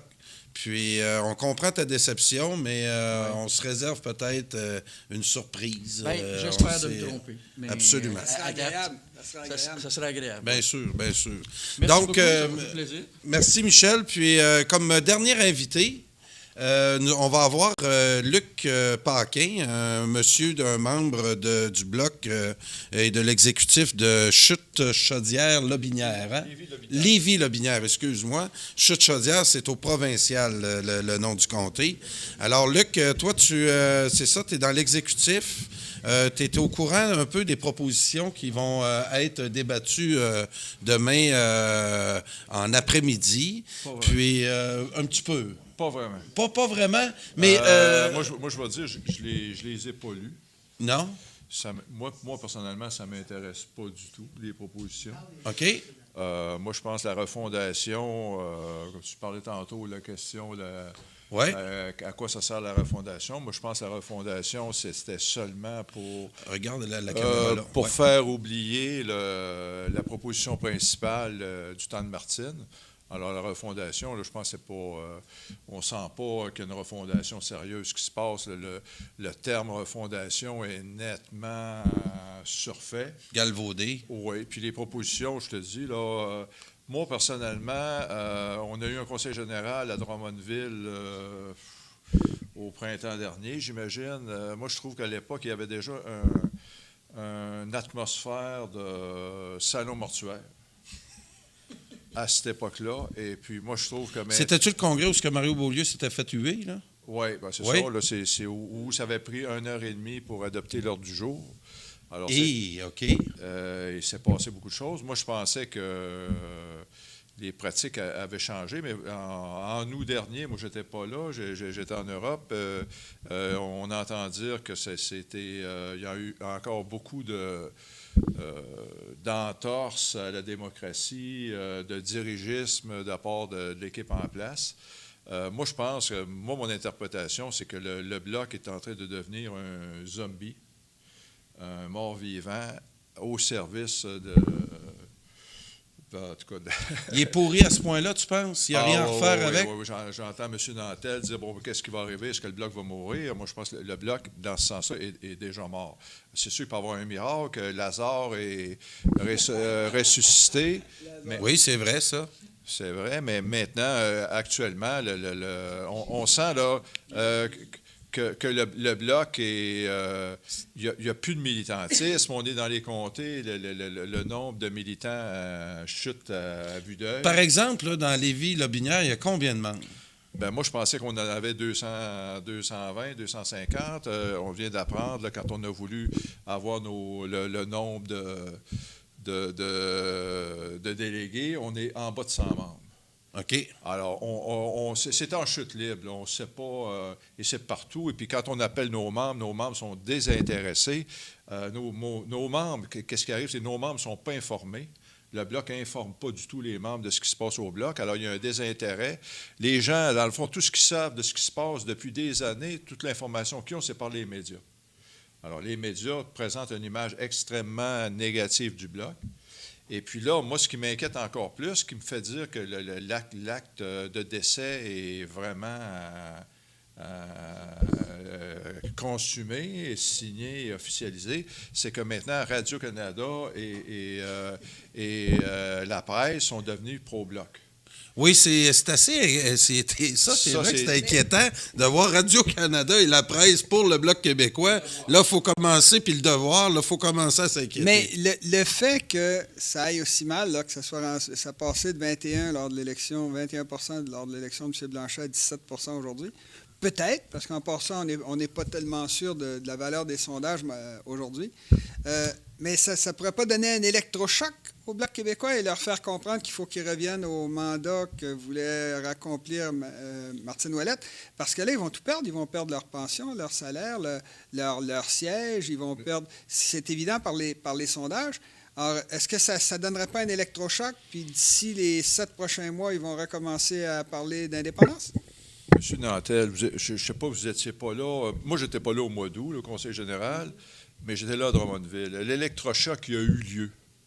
Il y a eu une crise extrêmement pénible avec Martine. Je veux dire, moi, je ne me souhaite pas un électrochoc plus fort qu'on a vécu là. La crise avec Martine, ça a été très pénible. Les gens sont rentrés à Drummondville. Là. Les gens qui ont assisté au congrès de Drummondville n'ont jamais vu un congrès aussi violent au niveau entorse à la démocratie. Il y avait un climat là-dedans épouvantable.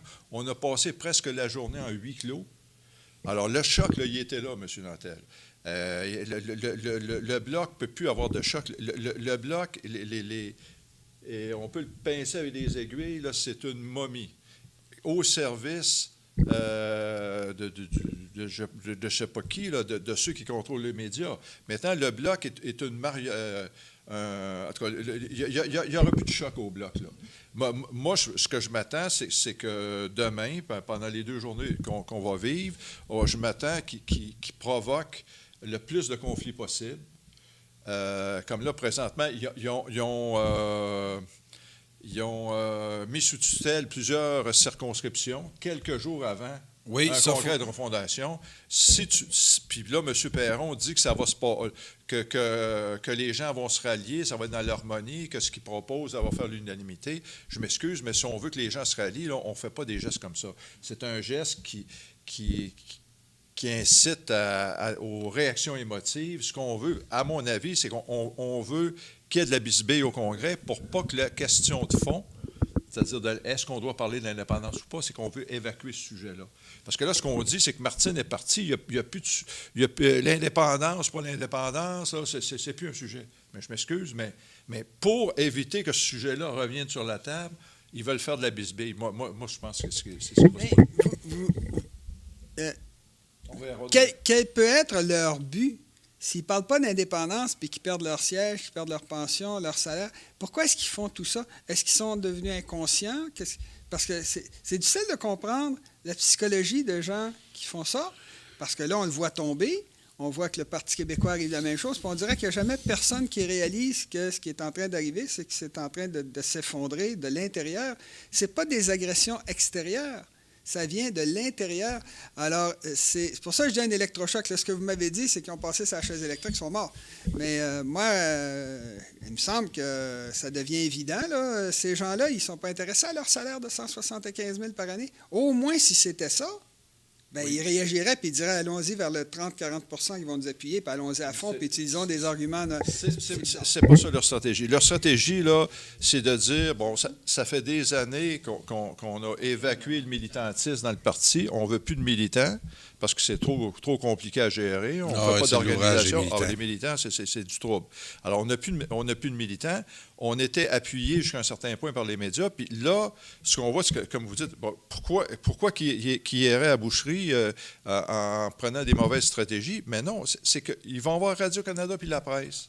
Alors, ils ne remonteront pas d'organisation, mais ils vont aller chercher des votes de gens qui suivent la politique de loin.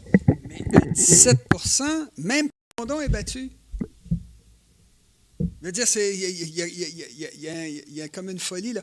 Moi, je me dis, à un moment donné, ils vont comprendre. Par exemple, si le Bloc se casse la baboune, comme il semble se préparer, au mois d'octobre, bien, est-ce que le Parti québécois va comprendre? Ils vont continuer dans la même voie. Il y a quelque chose de... C'est ce que je disais tantôt, ils ont comme perdu pied. Ce qu'a fait Jean-François Lisée, là, de laisser tomber l'indépendance en se disant, on va battre les libéraux, on va leur enlever leur jouet. On va enlever l'indépendance, on n'en parlera pas pendant 2 mandats, pendant 6 ans.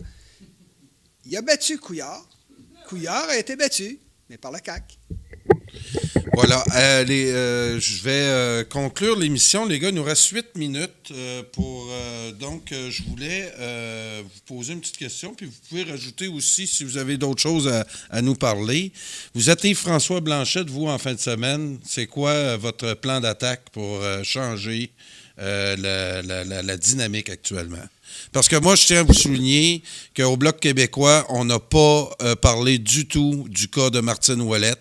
Un des sujets là, qui était absent depuis l'arrivée de Yves-François Blanchette, si c'est vraiment un leader rassembleur, il devra nous sortir dans la fin de semaine une phrase ou deux qui va au moins nous faire comprendre là, qu'est-ce qui s'est passé avec Martine Ouellette. Il faut là, une formule. Parce qu'il ne peut pas laisser l'électorat et ses partisans comme ça, là, en pensant qu'on va l'oublier. On doit là, penser à une formule qui va réhabiliter Martine Ouellette dans le mouvement indépendantiste et au Bloc. Parce que ça, nous, on l'a senti pendant les fêtes, qu'il y a des plaies encore très vives. Puis, si on pense à l'establishment, qu'on peut se ménager une explication à tout le moins aux membres, c'est vraiment prendre les membres pour, comme tu disais, là, on n'en veut pas de membres tant qu'à ça. Parce que les membres ont exprimé vraiment leur dégoût de ce dossier-là. Moi, il y en a un autre aussi au Bloc québécois qui, je pense qu'il n'est pas réhabilité encore. J'ai hâte de voir la réaction de la foule là, en fin de semaine. Mario Beaulieu j'ai hâte de voir comment on va le trouver là, en fin de semaine, Mario, devant ses partisans. Faut pas oublier là, qu'il s'est fait huer là, le dernier coup parce qu'on n'acceptait pas vraiment. Hein? Il était au début avec Martine Ouellette, puis paf, sans rien expliquer, il est devenu contre Martine Ouellette. Moi, avoir été dans le poids à Martine Ouellette, en tout cas, je l'ai trouvée très patiente. Je me rappelle de son discours là, quand elle a perdu son vote de confiance. Moi, Elle a fait preuve là, d'une résilience exemplaire. Donc, on a besoin de réponses. Là. On a besoin là, d'un Yves-François Blanchette. On nous l'a présenté comme étant un leader épouvantable, là, qu'on ne pouvait pas se passer de lui. Bien là, il faut qu'il fasse ses preuves en fin de semaine. Là, ça commence en fin de semaine. Il doit, entre autres, là, essayer de nous faire croire que la refondation, là, c'était une chose complètement nécessaire. Puis je suis d'accord avec toi, Luc. On a, au Congrès, là, il y a quelques mois, on avait réglé ça. Là. On fait-tu la promotion de l'indépendance ou les intérêts du Québec? Puis on a tranché que c'était l'indépendance qu'on voulait parler. Il y avait la question. C'est ça, la refondation, là. Il y avait une question sur le leadership, mais il y avait une question aussi, est-ce que vous voulez maintenir l'article 1, c'est-à-dire de faire la promotion de l'indépendance sur toutes les tribunes? Ça a été voté à 70 %. Et finalement, ça aussi, ça passe à la trappe. Là. C'est ça, la refondation, c'est d'éliminer les résultats du référendum. Puis là, tu dis, c'est quoi la stratégie de M. Blanchette? Bien, moi, je pense que M. Blanchette, leur stratégie est claire. C'est d'avoir l'appui, de se faire élire en ayant l'appui de Radio-Canada et de la presse. Ah oui, c'est ça. C'est encore les mass-médias qui mènent. Ah oui, c'est pas juste les mass-médias, c'est les gens qui sont en arrière. Qui est derrière la presse? Ah ouais. C'est qui est derrière la presse? Oui. La presse, c'est fini. Écoutez, je l'ai dit tantôt, ce que les leaders n'ont pas compris dans le mouvement souverainiste, ils n'ont pas compris que la population a compris. Les gens ont compris, ils sont instruits aujourd'hui. Ce n'est plus des cultivateurs qui ont une année d'école, là, qui sont enfermés dans le fond de leur rang comme au 19e siècle. Les gens sont instruits aujourd'hui. Les cultivateurs, c'est devenu des hommes d'affaires avec des millions de dollars à gérer. Il y a quelque chose, oui, c'est un peu fou, là. C'est kafkaïen, le fait qu'il se dirige vers le mur puis il accélère au lieu de freiner. Il y a une chance, on peut relancer le mouvement. C'est ce que je voulais faire en étant chef du Bloc, en se servant de l'idée majeure qui a drainé les foules pendant des décennies au Québec, puis sauver les meubles. Mais toute cette histoire de cacher l'indépendance alors que c'est très clair que c'est en perdition, qu'ils n'ont aucune chance de gagner. M. Blanchet, ça va être la fin de sa carrière s'il se retrouve avec 1 ou 2 députés, puis lui-même ne sera pas élu. Si Plamondon est battu, ça va être complètement balayé. Même chose au PQ. Je ne sais pas, peut-être que... Moi, je ne crois pas que M. Blanchette soit un naufrageur qui s'arrange pour faire couler le Bloc. Je ne le crois pas. Non, je pense que c'est un... Je ne le connais pas personnellement, mais ça ne me semble pas être ça. Il sera peut-être nommé président du CRTC, on ne sait pas. Non, mais là, ce que vous êtes en train de dire, c'est qu'il serait acheté. Je ne le crois pas. Je crois qu'il y a une espèce d'aveuglement, mais quelque chose de tout à fait stupéfiant. Puis s'ils ne comprennent pas avec ce qui arrive, et on voit que ça tombe après les sondages. Normalement, il y a une lune de miel là, après l'élection d'un chef, puis c'est censé monter un petit peu, mais là, il ne monte pas, ça descend. Fait que là, s'ils ne se réveillent pas, puis ils ne se disent pas, bon, OK, on va faire ce qu'on fait semblant de faire, c'est-à-dire on va parler d'indépendance, puis on va y aller vraiment, puis on va faire des conférences, puis Il y a quelqu'un qui m'a demandé, aujourd'hui, ils m'ont demandé ça. Ils ont dit, s'ils t'offraient de te faire des conférences partout au Québec, faire le tour du Québec, faire des conférences pour l'indépendance, est-ce que tu serais avec eux? Ben oui, je serais avec eux. Ben oui, bien sûr. Moi, je ne suis pas bloqué, je ne suis pas péquiste. Je n'ai pas de patrie pour un parti. J'ai une patrie physique qui est le Québec. Je suis indépendantiste. Fait que si vous voulez que je fasse ça, je vais le faire. Mais bon sang, revenez à ça. Arrêtez de rire du monde. Puis ils rient du monde alors que ça va leur faire du mal à eux. Il y a un côté suicidaire, un côté un peu bizarre. Puis, mais peut-être qu'ils vont se réveiller. Comment est-ce qu'ils peuvent ne pas voir ce que tout le monde voit? Donc, c'est ce qui va conclure, à moins que Luc, tu aies des choses à nous rajouter. Ben moi, à mon avis, c'est impossible qu'ils adoptent une stratégie de ce genre-là, parce que ça leur aliénerait Radio-Canada et quand je dis la presse, c'est pas seulement la presse, c'est Power Corporation, Jessica, qui contrôle tous les médias locaux. Le Soleil fait partie de ce groupe-là, nommer tous les journaux du Québec. Ça appartient aux occupants, ça c'est sûr. La presse... Il y a ceux de Québécois, n'oubliez pas. Là. Oui, mais Québécois, leurs journalistes de Québécois sont à la suite. Qui donne la ligne éditoriale de toute la presse au Québec? C'est la presse. Personne ne lit la presse, mais c'est là qu'est la ligne. Parce que qui a l'argent au Québec, la grosse fortune au Québec, qui contrôle beaucoup l'économie mondiale, les capitaux en arrière de Power Corporation, ils sont en arrière de Total, qui est dans les sables bitumineux, qui sont dans le pétrole partout dans le monde. Et c'est ces gens-là qui font l'opinion au Québec. Puis malheureusement, quand vous dites les gens aujourd'hui sont instruits, ils savent ce qui se passe, sont informés, même les membres, M. Nantel, même les membres, tout ce qu'ils savent de la politique, c'est ce qu'ils entendent. OK. Moi, je n'écoute pas. Comment expliquez-vous à ce moment-là, si les médias sont si forts, en passant, les médias ont toujours été contre nous, puis ça, c'est même quand M. Parizeau a été chercher 50 de tout, c'est général. Comment se fait-il qu'il y a de 36 d'indépendantistes? Ça, c'est le plus bas que j'ai vu dans les sondages. Bon, les médias, ils ont une capacité de tromper les gens. Ce qui est nouveau aujourd'hui, puis c'est mondial, c'est l'Internet.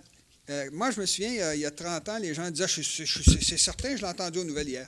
Ça, c'était un argument. Ah oui, oui, oui. C'était fini. On l'entend moins aujourd'hui. On l'a entendu parce que les gens, ils vont sur Internet, puis regardons ça, un tel, regardons ça. Puis c'est un phénomène, c'est ce que je disais, il y a un découplage entre les élites puis ceux qui sont le peuple. Puis le peuple, au Québec, malgré tout ce qu'on n'entend pas parler d'indépendance depuis 25 ans, on est encore à 36 Absolument. Il y a quelque chose qui se passe. Absolument. Fait Donc, que les médias sont moins forts que... Je comprends ce que vous dites, là. Vous avez raison qu'ils sont très puissants, mais ils ne peuvent pas rentrer dans ma tête à moi et faire de moi un fédéraliste. alors, les gars, c'est ce qui va mettre un terme à l'émission spéciale ce soir. Écoutez, j'invite tous les auditeurs là, à surveiller Radio Infocité en fin de semaine. Il va y avoir demain, samedi, une émission spéciale à 12h30 pour faire le résumé du samedi matin au Congrès de la refondation. Par la suite, on va avoir aussi une autre émission en direct à compter de 17h30 qui va faire un résumé du samedi après-midi sur les propositions là, du futur programme du Bloc québécois. Puis dimanche, on va suivre l'élection de l'exécutif, le nouvel exécutif du Bloc. Donc, samedi matin à l'émission Simplement Dimanche avec Jean-Marc Drolet et ici une équipe là, de panélistes. On va vous tenir au courant. Et comme dernière émission aux alentours, là, aussitôt que le congrès va se terminer aux alentours de 3 heures, où là, on va connaître les noms des nouveaux membres de l'exécutif, on va vous faire une dernière émission pour conclure ce congrès. Et donc, Radio Infocité, là, si vous voulez bien connaître tous les tenants et aboutissants de ce fameux congrès que toute la planète attendait depuis fort longtemps, qui, comme indépendantistes, là, nous, on est vraiment au bout de notre siège. On attend vraiment les résultats. Bref, on va donner la chance aux coureurs. On va essayer de bien vous informer, essayer de vous donner une information différente. Puis, si au besoin, aussi, n'oubliez pas que je vais aussi sûrement vous faire des lives sur place avec mon cellulaire sur Facebook. Donc, vous savez, ma petite facilité à vous faire des vidéos sur Facebook. Donc, sur place là-bas, je vais vous prendre des images, des petits reportages pour vous tenir bien au courant de la fin de semaine au Bloc québécois. Alors, c'était le journal du soir de l'édition du vendredi 15 mars. Avec moi ce soir, il y a eu Benoît Perras. Merci, Benoît. Il y a eu Michel Caris. Merci. Merci à Françoise. Et merci aussi à Luc Paquin. Puis, j'espère vous revoir là, tout au courant de la fin de semaine.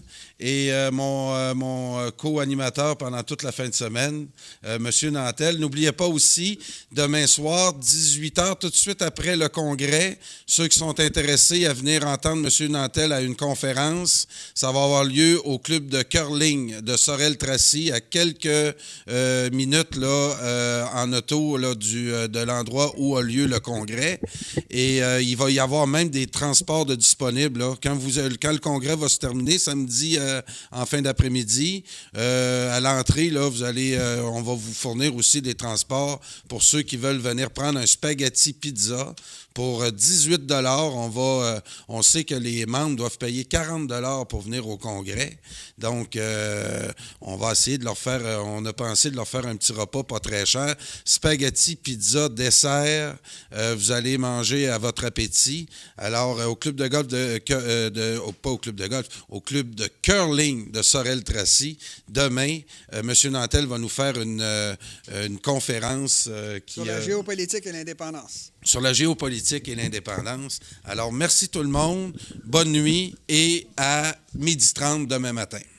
Demain midi. Au revoir.